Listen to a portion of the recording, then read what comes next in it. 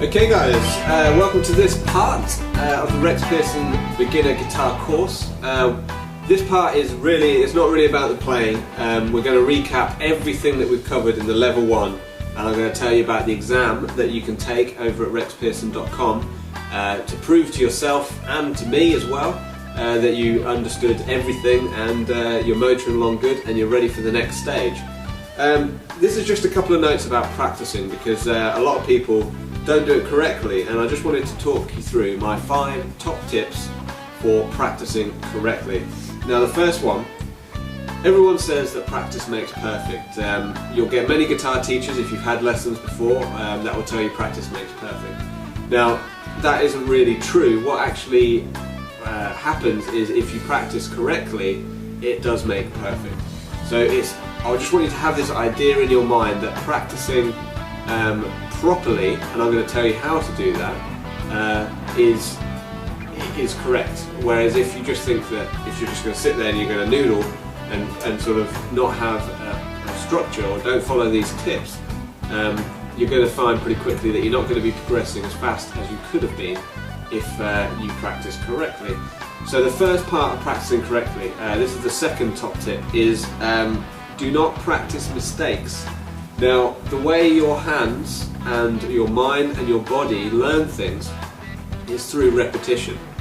And what happens is you build a sort of automatic response in your hands that will develop over time. And the magic number is about 100 times, 100 actions of doing one thing, your body will then put it in a muscle memory, so your muscles can automatically react. If you practice something that then becomes a mistake, let's say you're practicing a change from E to A. If you've been following the course, you'll know what I'm talking about. A to E. If you're making a mistake, A, or you're playing wrong notes, and then you go back and you practice that mistake again, it's already starting to feed into your muscle memory, and you actually have to unlearn the material that you're learning there.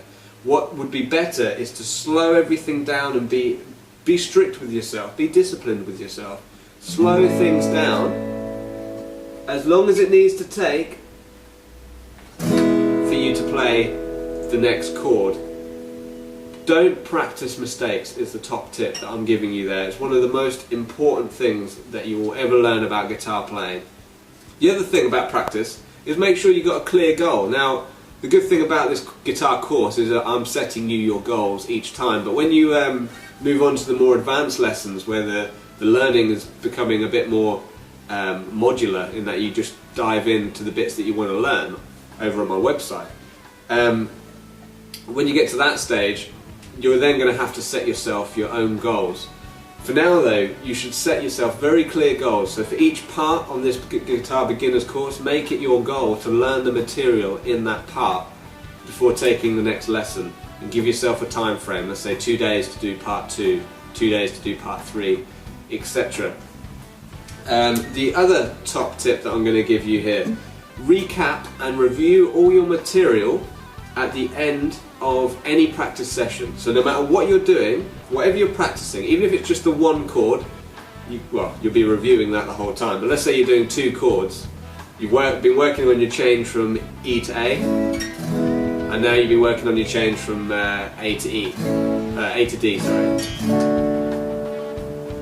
Make sure you go back to that E chord just before you finish up the practice routine, because it really does help the mind remember what's going on. There's been a couple of studies into this as well that have shown if you don't review your material at the end of the lesson, that the amount that you can actually remember when you come back after, say, a day or 2 days is going to be drastically reduced. Whereas if you just at the very end of every practice session that you do, just quickly change back and review everything that you've covered, all 3 chords or all fretting of the notes or an exercise, make sure you cover it all, then you will actually keep progressing from there.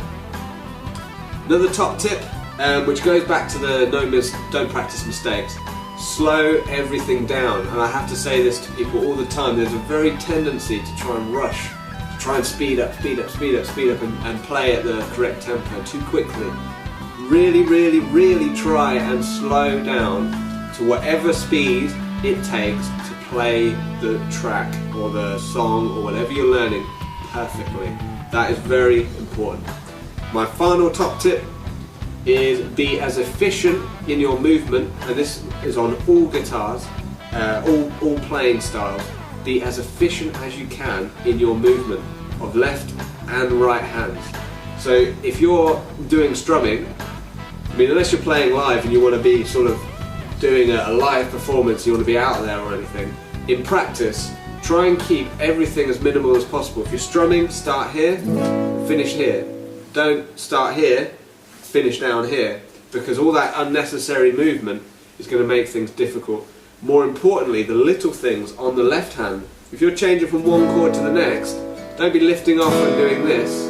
Don't be moving the hands out of position and then coming back in. Big bulky movements with the fingers. Keep everything really, really small and tight so that it doesn't need to move around too much. There are so many good reasons to minimize any unnecessary movement. So, that is the 5 top tips. I think that was 5. I'm not sure how many I've actually said them. Of this part. The final part of the level 1 beginner guitar course, and you'll be ready for the next stage then, is a full roundup and review, which we're going to cover in the next lesson. Don't forget, if you enjoyed this lesson, or you know people who might enjoy this, who've picked up a guitar and might want to take on this series with you, then please share the video, post it on your Facebook sites, or subscribe and comment or rate, or just tell by word of mouth, friends or family, anyone who might be interested in these lessons. The more that the website is shared, it's totally free. The more that it's shared, the more lessons I can bring to you, and hopefully we can grow the community together, and you'll have a chance to submit your own lessons as well on the website. So, until next part, don't forget those practice tips, bear them in mind on all the material that we've covered so far, and I'll see you in the final part where we'll be looking at everything that we've covered so far. I'll see you in that part.